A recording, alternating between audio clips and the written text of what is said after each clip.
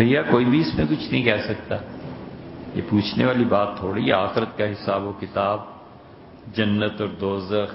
اور کسی نے مثال دی کہ والدین اپنے اولاد سے محبت کرتے ہیں.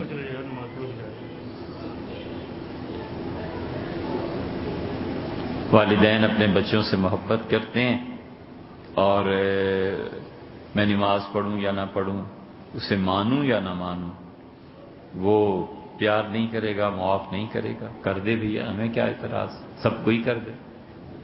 ایسی باتوں پہ کوئی فتویٰ نہیں ہے.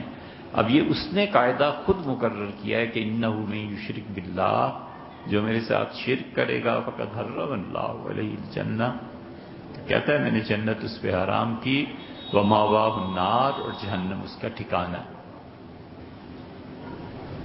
بہت شدید چیزیں. دوسری طرف بھی دھیان رکھنا چاہیے، محبت کے بعد پھر عدل بھی ہے، قہر بھی ہے، خوف خدا کا.